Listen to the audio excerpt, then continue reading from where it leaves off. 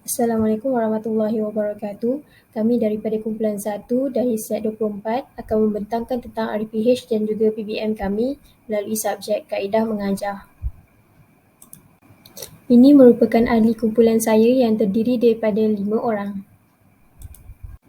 Kita pergi kepada pengenalan. RPH merupakan perancangan yang ditulis oleh guru sebelum memulakan sesi PDPC.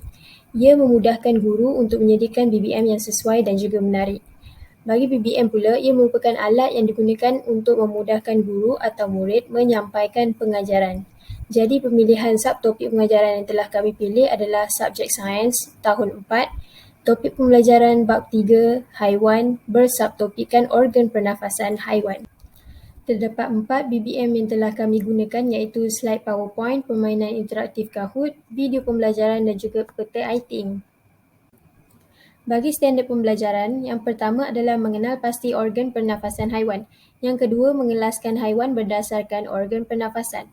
Yang ketiga, mengitlak terdapat haiwan yang mempunyai lebih daripada satu organ pernafasan. Dan yang keempat, menjelaskan pemerhatian tentang organ pernafasan haiwan melalui lakaran, TMK, penulisan atau lisan secara kreatif.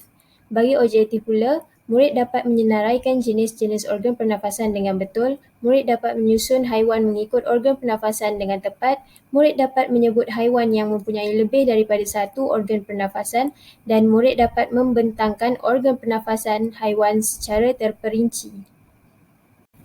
Terdapat 4 kriteria kejayaan. Yang pertama, murid dapat menyebutkan 3 daripada 4 jenis organ pernafasan haiwan secara berkumpulan. Yang kedua, murid mampu menyusun 2 daripada 3 gambar haiwan mengikut organ pernafasan yang ditetapkan secara individu melalui peta iThink yang diedarkan. Yang ketiga, murid boleh menyebut 2 daripada 3 haiwan yang mempunyai 2 organ pernafasan secara berkumpulan. Dan yang keempat, murid dapat menjawab 7 daripada 10 soalan berdasarkan permainan interaktif Kahoot dengan betul secara berkumpulan.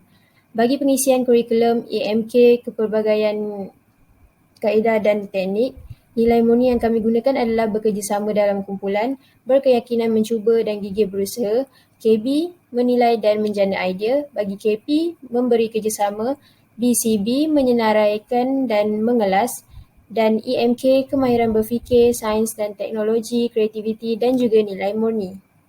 Seterusnya, saya akan tunjukkan langkah proses mengajar kami. Yang pertama, sel induksi. Sel induksi ini pada awal kelas kita akan buat paparan gambar pada slide PowerPoint yang ada 4 jenis gambar haiwan yang berlainan organ pernafasan.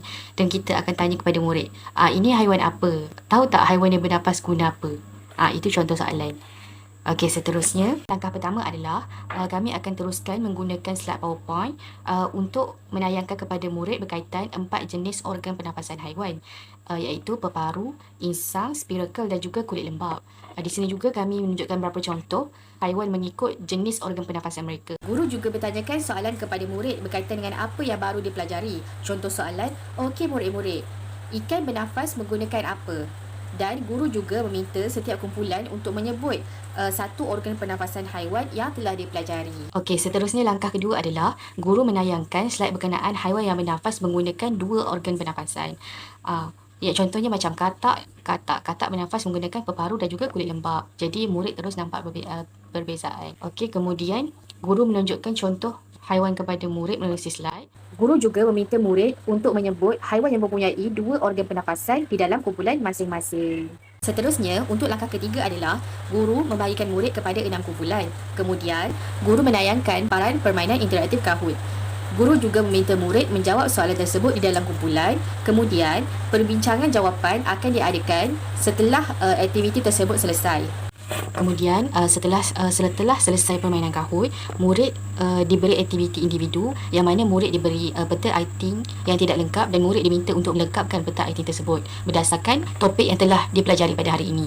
Setelah semua murid menyiapkan tugasan yang diberi, perbincangan jawapan bermula dengan 3 orang wakil murid diminta untuk menerangkan jawapan mereka.